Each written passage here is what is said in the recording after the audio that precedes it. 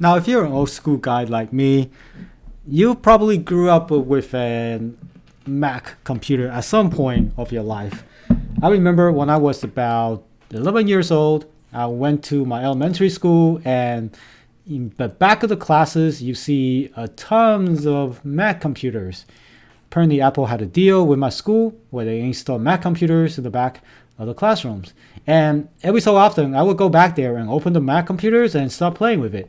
And I remember this particular UI, not to mention the startup sound. This particular UI stuck with me for so long. To the point when I had a Windows computer at home and I wanted to emulate its UI to look like Mac. For some reason, this UI design speaks to me quite a lot. And somehow I think this is still better than a lot of UIs we have today. So I don't think even the current Windows UI beats this UI for some reason. So here you can do a lot of things like this. You can close the folders or open a new folder, and it's very intuitive to me. And this is something, especially this bar down here, it has a special place in my heart for it. So why am I talking about this particular thing here? Well, if you notice, I am not running this on a Mac computer. I am running this in the browser window. So as a web dev heavy channel, I would like to bring this up to your attention, is that you can actually write a full simulation in the browser that runs in your browser. So this is not the only thing that I've seen. You probably have seen those emulators like Game Boy emulators or Super Nintendo emulator websites. All of them run on your browser. And this is not done in JavaScript.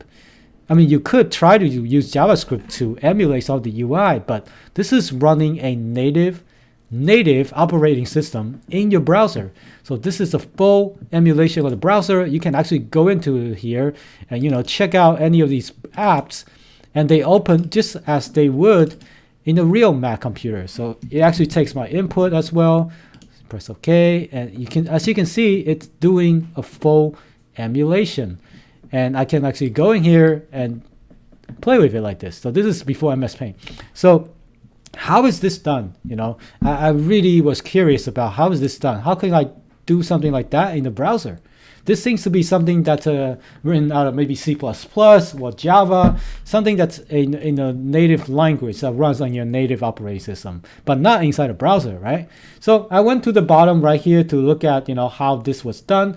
I click on the About, and I was able to read about how this whole thing was done. So you have this very, very talented programmer here, and he explained how it was done. So I read about this blog post. Basically, there were a couple of emulators already in place written by really, really smart people.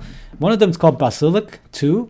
And I think most of this particular emulation here is based on this Basilic 2 emulation system that somebody wrote. So this is in another language. In this case, it's C++.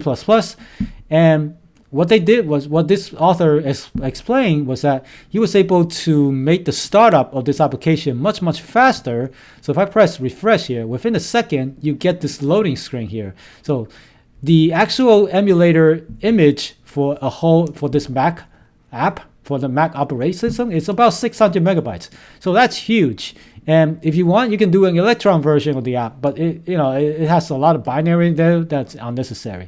So how did he did that? Well, he was able to figure out how to chunk the actual operating system image file over the browser and only chunk the necessary amount at the very beginning. And that's how he's able to create this operating system in the browser as fast as he did. He only streamed in the necessary file at the very beginning, so you get a quick startup time, and then he used web workers to do the rest. And here he talks about the different images, how to interact with the outside world from inside of the Mac emulator. So you can actually interact with the outside world this way. And then the next one, he talks about the database persistence. When you save a file in the Mac, where does it go, right? So this is persisted via IndexedDB in the browser. And here's the interesting part. So when you're emulating a operating system. An operating system needs to have a CPU, right, in order for it to work. So you have to emulate the CPU somehow. And for Macs, it's a different type of CPU architecture. And to do that, he was able to simulate all of that. And if I have my activity monitor, right? So I want you to pay attention to the CPU usage as I boot up this particular application on the browser. So watch the Chrome usage as I switch it up. So as you can see, it's 74%. And then I think it will eventually go to 100. Yeah, there it is. So it's using up 100% of the CPU just to loading all of that stuff on the WebAssembly into the browser and execute this whole application in your browser. So it simulates the CPU usage to 100% of the time. Because when you want to emulate 100% of CPU usage, you have to use 100% of the CPU. So I want to go into how this whole thing was done. How did you get this whole application to run inside of your browser? And it's not running in JavaScript. So if you go to his GitHub, you see that this is actually a WebAssembly application inside of your browser. So what is WebAssembly, or WASM for short? WebAssembly has been around for a while now, and I haven't really dug into it, but apparently WebAssembly is a new type of code that can be run in modern web browsers. It's a low-level assembly-like language with a compact binary format that runs with near-native performance and provides language such as C and C++, C#, and Rust with a compilation target so that they can run on the web. It's also designed to run alongside JavaScript, allowing both to work together. So the TLDR is that inside of those languages, C, C++, C#, and Rust, you can actually tell it to compile their code into a WebAssembly format. And then inside the browser, you via JavaScript, you can say, hey, bring in this particular binary and run it in the browser. And that's how you get a binary, a C++ binary, to run inside of your browser. And to me, this is extremely cool. You can do a lot of fun stuff inside of this is a very basic example, right? So you have a hello world example in C, and then you tell it to use this compiler to compile the C file into a hello HTML. And now you can run this inside of your browser. So it's that simple. Now you get a hello world.